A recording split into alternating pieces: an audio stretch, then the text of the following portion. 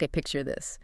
You walk up to your absolute favorite childhood snack, the one in that super shiny, colorful wrapper promising pure joy, and you ask it really politely, hey, are you actually food?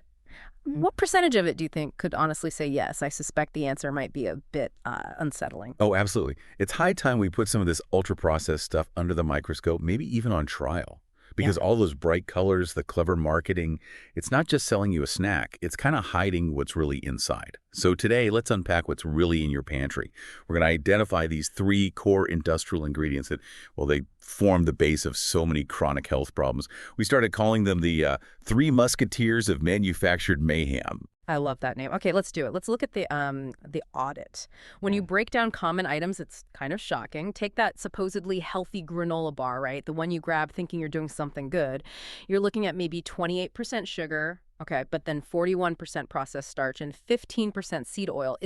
It's less food and more like this efficient delivery system for industrial stuff. Right. And if you think, oh, I'll just avoid the sugar, well, look at something like those cheesy puffs. 0 sugar, great. Sounds good on the surface. But it's like 52% processed starch and a huge 35% highly refined seed oil. So they've just swapped one problem for, well, 2 others, really. And don't even get me started on condiments. That's where these industrial ingredients aren't just in the product. They basically are the product. Mayonnaise, for example, an absolutely staggering 82% seed oils. Just wow. Yeah. And if you could somehow magically remove all the water and, frankly, the air they whip into these things to give them volume, what you're left with is deeply concerning. The main point here, the big revelation, is that most junk food, the stuff driving this quiet, chronic inflammation, it really boils down to just those 3 things. Simple, heavily refined industrial ingredients. Okay, let's dig into these 3. We've got industrial sugar, refined starches, and these highly processed seed oils. Let's start with maybe the sneakiest one, refined starches. You called it a hidden sugar chain, which is interesting because I think a lot of people hear starch and think, potatoes, rice, whole grains. Well, maybe it's fine. Why is modified processed starch so different? That's such a key distinction. You see, starch at its core is just a long chain of glucose molecules, sugar, basically. When you eat it, your body breaks it down into sugar. But this is the important part. When you eat, say, a whole potato, that starch is packed inside plant cells, bundled with fiber. Your body has to actually work to break it all down. It's a slow, gradual release of sugar. Okay. And the industrial processing completely changes that game. They don't want slow, do they? Exactly. They heat it, they grind it into incredibly fine powder. They might use chemicals. They strip out all the fiber. All that intense processing, it just obliterates the food's natural structure. So that processed starch, think maltodextrin, modified cornstarch, that kind of thing, it hits your system even faster and harder than table sugar. You get this massive spike in blood glucose, a huge glycemic hit, because there's absolutely nothing left to slow it down. It's almost like weaponized sugar delivery. Weaponized sugar. Wow. That's a really strong image. And the amount we're eating, it's kind of mind-boggling. It really is. The average person, believe it or not, consumes over 100 pounds of these refined, hyper-processed starches every year. And they're masters of disguise, right? You almost never see just starch on the label. It's hiding. It's called modified food starch, maybe modified rice flour, corn solids. It's everywhere. I mean, this stuff is even in some infant formulas. And for teenagers, it makes up something like over 60% of their total calories. It's staggering. Okay, so that's the starch, the hidden sugar backbone. Next up, the industrial lubricant, seed oils. And let's be super clear, like you said, we're not talking about healthy fats here, olive oil, avocado oil, coconut oil. Those are different. We're talking about the modern, heavily processed ones. Corn, soy, canola, cottonseed, safflower. The ones that are basically rancid and oxidized straight out of the factory. Yes, rancid and oxidized. Yeah. We really need to hang on to that idea. The problem starts with how they're made. You need really high heat, intense pressure, and chemical solvents like hexane to force the oil out of seeds that, frankly, don't have much oil to begin with. And that whole process damages the fats at a molecular level, makes them unstable, prone to oxidation, and inherently inflammatory even before they hit the shelf. And we know these specific oils are super high in omega-6 fatty acids. Why is that a problem beyond just being, empty calories? Well, the issue isn't omega-6 itself. We need some omega-6. The problem is the ratio, the balance. Historically, humans ate diets where the ratio of omega-6 to omega-3 fats was maybe, 1-to-1, perhaps 2-to-1. Pretty balanced. But the modern Western diet, fueled by these industrial seed oils, it's blown that ratio completely out of whack. We're talking 15 to 1, even 20 to 1 or higher. And that massive imbalance is just fundamentally pro-inflammatory for the body. Got it. So it's not just fat, it's like sending inflammatory signals constantly. Precisely. Yeah. And their real biological crime, if you want to call it that, is what happens when you eat them. These damaged, unstable fats don't just get burned for energy and disappear. They actually get incorporated into your cell membranes. They lodge themselves in there. They displace the healthy, flexible fats that are supposed to be there. This makes your cell membranes stiff, less functional, prone to damage. It affects everything, your organs, your brain. So they're like that really bad tenant who moves in, wrecks the place, and refuses to leave. Huh. That's a pretty good analogy, actually, because they literally take up space where healthy fats should be. And getting them out is a long process. The turnover rate for fats in your cell membranes, especially in organs like the brain or liver, is slow. The estimates are if you've been eating these oils regularly, it takes about 1.5 years of strictly avoiding them to properly cycle that stuff out. That's how long it takes for your body to basically rebuild those membranes with better materials. 1.5 years? Wow. That's a long time to be paying off the biological debt from your snacks. And again, the quantity is just, it's huge. The average person eats about 70 pounds of these industrial seed oils every year. It just stops you in your tracks. Right. So you combine those two, the 100 pounds of industrial starch and the 70 pounds of rancid seed oil. That's 170 pounds a year per person of stuff that's quietly doing most of the damage when it comes to chronic inflammation, weight gain, all sorts of issues. And then, of course, there's the third musketeer, the most obvious one, sugar. Like, Coca-Cola is the perfect example, right? It's basically just liquid high fructose corn syrup and water. But while sugar gets the most headlines, its role is often made worse by the other two, turning the whole product into a much more potent inflammatory cocktail than just sugar alone would be. Absolutely. For manufacturers, these 3 ingredients are like the holy trinity.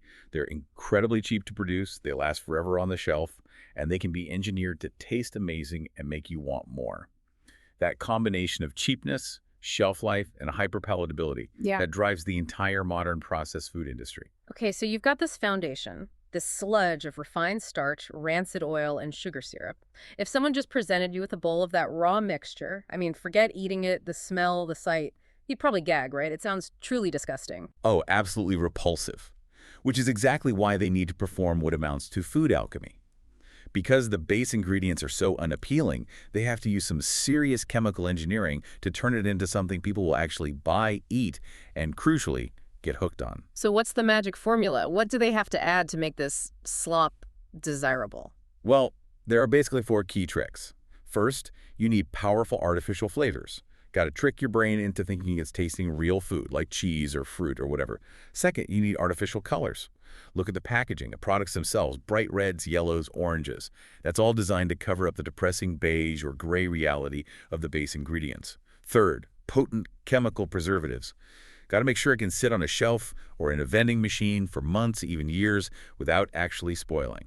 And the fourth ingredient in this magic trick, that one feels the most, I don't know, sinister. It's designed to mess with our own biology. Exactly. They often add chemicals like MSG or other compounds designed as flavor enhancers, but what they really do is hijack your brain chemistry to make you crave more and more, overriding your body's natural signals that say, okay, I've had enough.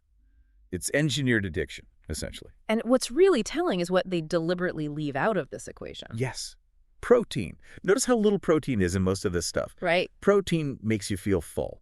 It triggers satiety hormones like leptin that tell your brain, we're good here, stop eating. So by keeping protein levels really low, and often fiber too, they ensure that those fullness cues never really get triggered. The whole point is to make sure you can just keep eating it because you never feel truly satisfied. So when we step back and ask that question again, is this actually food? This engineered slop? It really doesn't qualify, does it? By any meaningful definition, no. It's basically dead. Oh. It has no vitamins, no minerals, no phytonutrients, no antioxidants to speak of. It can't sustain life on its own. It has to be artificially fortified by the manufacturer. Yeah, and this was maybe the most startling bit for me. If they didn't add synthetic vitamins back in, specifically things like niacin, vitamin B3 people eating a diet heavy in this stuff would literally develop deficiency diseases like pellagra, where your skin gets these horrible lesions. It looks awful. Exactly. So think about that. If a product in its base form would cause a deficiency disease unless the manufacturer adds synthetic chemicals back into it, can you really call that food? Or is it just Mhm. an industrial product that needs fixing to not actively harm you in the short term? It's not sustenance. Okay. So we've identified the triple threat sugar, processed starches, rancid seed oils. We get the chemistry, the engineering, the economics behind it. What does this mean for us day to day? It means we have to seriously challenge maybe the single worst piece of dietary advice out there. Ah, yes, that old chestnut. Everything in moderation. Sounds reasonable, sounds balanced. But why is it so fundamentally flawed when we're talking about these three specific ingredients? Because moderation really only applies when you're talking about actual real food. Maybe having a smaller portion of steak or one cookie instead of three. That's moderation. But if the very foundation of the item you're eating is this dead industrial slop chemically engineered to make you overeat it, then moderation becomes a completely meaningless concept. You're not moderating a treat, you're just moderating your intake of inflammatory, biologically disruptive industrial compounds. Doesn't work the same way. That feels like the missing piece, doesn't it? Doctors, dietitians, they tell us, watch calories, watch fat grams, but they often miss the quality issue. The sheer volume, 170 pounds a year of these specific, highly processed foundation ingredients. You can't just moderate that kind of biological burden. You really can't. But the flip side is incredibly empowering. Once you recognize these three culprits and you start consciously looking for them on labels and avoiding them in your pantry, in your fridge, the health benefits can be massive and often quite fast. You're effectively pulling 170 pounds of inflammation-driving industrial material out of your diet each year. That's huge. So maybe here's a thought to leave everyone with. Next time you're in the grocery store aisle, looking at all those bright, shiny packages, if the thing you're about to buy needs that much elaborate packaging, those artificial colors, those intense chemical flavors, just to disguise the fact that its raw ingredients would probably make you want to vomit, are you really buying food? Or are you buying a very cleverly designed delivery system for industrial chemicals? And that leads to a really important follow-up question, doesn't it? If the average person is consuming that much of this stuff, 170 pounds a year, how many of the common things we complain about, the aches, the pains, the brain fog, the low energy, how much of that are we just blaming on getting older when maybe, just maybe, the root cause is actually traceable right back to those three musketeers hiding in plain sight in our kitchen cabinets? Definitely something worth thinking about next time you reach for a snack.